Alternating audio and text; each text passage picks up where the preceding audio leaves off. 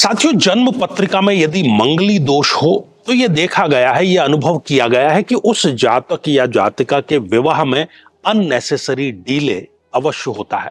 तमाम प्रयास कोई भी रंग नहीं लाते हैं। ऐसे जातक या जातिका को चाहिए कि अपने निकटतम जो भी उनका प्राचीनतम पीपल का वृक्ष हो, वहां पर नियमित रूप से जल समर्पित करें।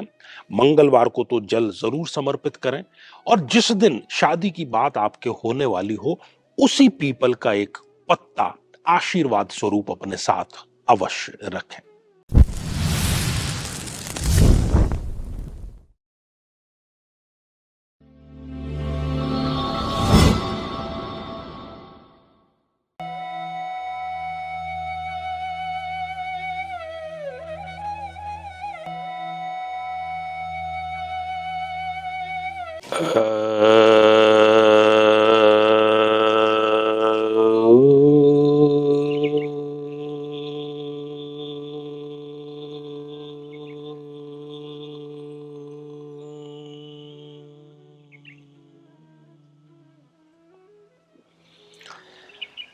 तो मेरे बहुत ही प्रिय और बेहद सम्मानित साथियों, हृदय की असीम गहराइयों से अभिनंदन, बहुत बहुत हार्दिक स्वागत। साथियों, जन्म पत्रिका में मंगली दोष एक ऐसे दोष के रूप में विख्यात है, कुख्यात है, जो भी चाहे आप कहें, जिसमें कि विवाह में देरी होना और अननेसेसरी देरी होना एक प्रकार से नियति बन जाता है। चाहे जितने प्रयास करें व्यक्ति, उसका विवाह हो करके देता ही नहीं। और कई बार विवाह संपन्न यदि हो भी जाए किसी प्रयोग के माध्यम से, तो दांपत्य जीवन पर बहुत भारी पड़ता है। हजारों बल्कि लाखों बल्कि करोड़ों लोग इसके दंश को झेल रहे हैं। और विवाह में देरी का जहां तक प्रश्न है, इसमें कई प्रकार के उपाय हमें हमारे रिसर्च और शोध के दौरान सामने आए हैं, जिसको यदि पूरे समर्पण और श्रद्धा के साथ में किया जाए तो इस बात की गारंटी है कि विवाह जो है वो अतिशीघ्र संपन्न हो जाता है। और ऐसे ही सुगम प्रयोगों को, आसान उपायों को समर्पित ये हमारा चैनल है, आचार्य जी के उपाय। इसमें आज हम चर्चा करेंगे कि मंगली दोष का एक ऐसा कौन सा उपाय है जो कि बहुत ही आसान है, सरल है, लेकिन चमत्कारिक और असरदार भी है, जिसको करने से केवल 5 मंगलवार के अंदर अंदर ही एक रिश्ता आपके लिए आता है और कुंडली आपको मिलाना है, खानदान आपको देखना है और विवाह की तैयारियां आपको करनी है। तो थोड़ा सा मंगल दोष के बारे में जान लें, जो कि नवीन दर्शक हैं वो भी ठीक से इसको समझ सकें।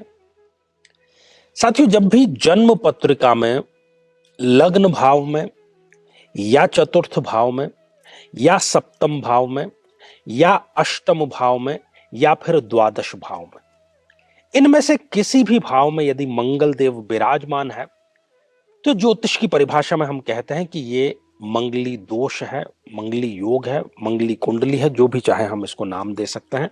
परिणाम इसका यही होता है कि विवाह के लिए किए गए प्रयास रंग नहीं लाते हैं। अब सीधा मुद्दे पर आते हैं, और पुरुष और स्त्री दोनों इस प्रयोग को कर सकते हैं। जो भी मंगली है उसको स्वयं को, उस जातक को करना है, उसके माता पिता भाई बहन को नहीं करना। अक्सर लोग कमेंट में लिखते हैं कि क्या मैं अपने पुत्र के लिए कर सकती हूं, अपने भाई के लिए कर सकती हूं? नहीं, खुद मरे बिना कोई आज तक स्वर्ग नहीं गया है, तो खुद प्रयास किए बिना भी आपको सार्थक सफलता नहीं मिलेगी।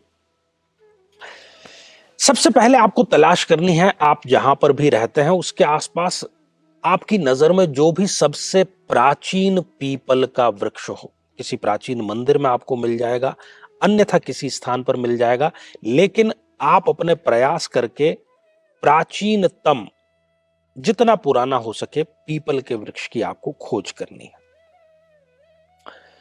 और शुक्ल पक्ष के प्रथम सोमवार को आपको उस वृक्ष पर जाना है और उनसे यह निवेदन करना है कि मैं कल से, अर्थात मंगलवार से, एक प्रयोग प्रारंभ कर रही हूं या कर रहा हूं, जिसमें मुझे आपका आशीर्वाद चाहिए और मंगल दोष से मुक्ति चाहिए।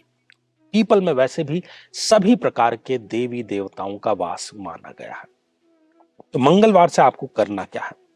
मंगलवार से प्रारंभ करते हुए आपको एक जल पात्र अपने साथ ले जाना है। शुद्ध जल उसमें होना चाहिए। शुद्ध जल आपको समर्पित करना है। 3 परिक्रमाएं करनी है और पीपल के जड़ की जो धूल है वो अपने को टीके के रूप में या तिलक के रूप में आपको प्राप्त करनी है। और प्रत्येक मंगलवार को आप ये कार्य करना है, अन्य किसी और दिन आपको नहीं करना, लगातार मंगलवार को करना है। बहनों को कोई नैसर्गिक संकट आ जाता है तो उन दिनों को छोड़ करके लगातार की श्रेणी में ही वो रहेगा।